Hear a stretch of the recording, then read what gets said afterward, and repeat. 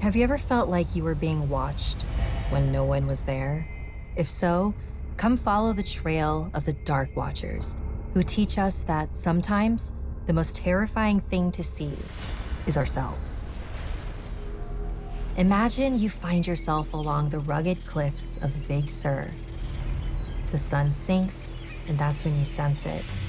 Something primal, something personal, something you do not want to confront. Then you see them, towering shadows standing on the ridges, cloaked, silent, watching. And just as quickly as you notice them, they're gone. This is MonsterQuest Origins. Big Sur, located along the Central California coast, is a destination for those who seek refuge in an untamed wilderness. With its rugged coastline, diverse wildlife, and breathtaking views along Highway 1. It's one of the most beautiful places on the face of the earth, I think. It's very remote. There's not much cell service here, so you're really apart from the rest of what's going on in the world. But beyond Big Sur's natural beauty lurks an otherworldly presence. For centuries, travelers in the Santa Lucia Mountains have reported encounters with tall, shadowy figures in hats and cloaks. Apparitions known as the Dark Watchers. Long before the tourists came, the Central Coast of California was home to indigenous groups including the Esalen and Chumash, who believed in the interconnectedness of all living beings, including the spirits that watched and guided them, spirits both good and malevolent. In the 18th century, Spanish settlers and missionaries introduced diseases that devastated the local indigenous population and religious beliefs that erased much of the region's culture. But the mountains introduced something back. When the Spaniards first came to the Big Sur coast and began to explore, they started to report seeing tall, dark figures. They called them vigilantes oscuros, so dark watchers. Generations of Big Sur residents have experienced their own bizarre encounters. The dark watchers primarily would appear at dusk or in the early morning. They describe them as tall, very dark, wearing a hat, maybe carrying a pole. What was most unsettling was the way the Dark Watchers made people feel. They would just watch. They didn't seem to want anything. They didn't seem to make any movement toward them. And when you looked at them, they would disappear.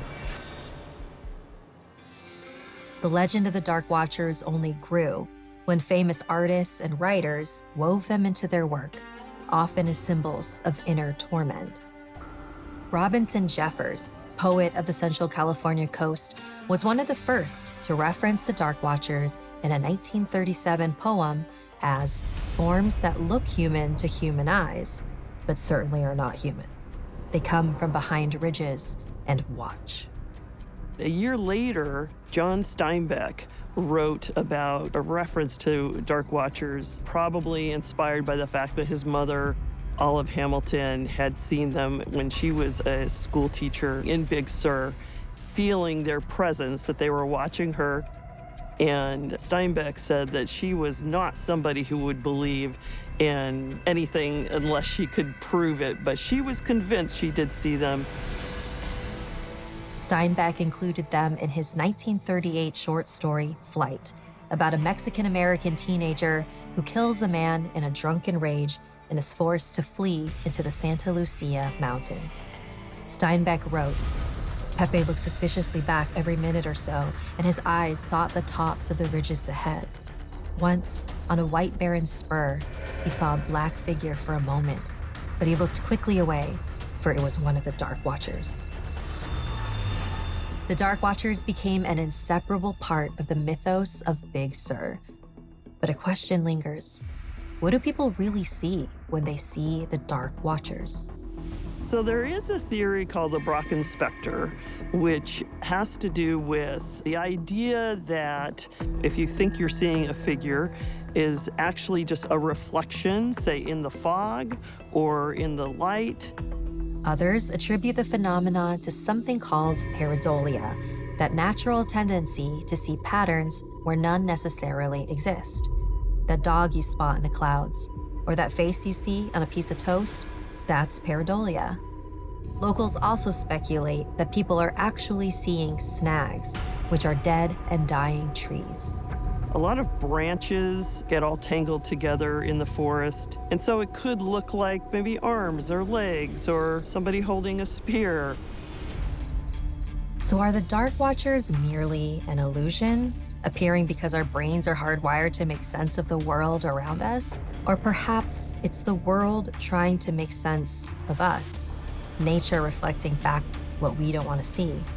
Things that the Esalen and Chumash tribes may have understood centuries ago, that the land was not a possession, but a living partner, demanding reverence and reciprocity, something people may be taking for granted as Big Sur has grown in popularity.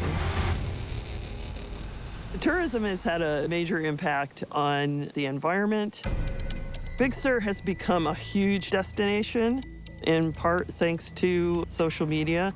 So the residents depend on that money to be able to continue to live here. But on the other hand, as the climate has changed, Big Sur has been subject to natural disasters over the last 10 years. We've had some devastating wildfires. We've had multiple rock slides that have shut down Highway 1, sometimes for years. And now, high upon the ridges of Big Sur, the Dark Watchers stand as silent silhouettes against the fading light, perhaps drawing our attention to the damage we have done to the land and asking us not to ignore it. In the end, the Dark Watchers embody what Big Sur has always been, an experience of wonder laced with mystery, where awe and unease share the same horizon, where people are met face to face with their shadow and ask, what am I choosing not to see?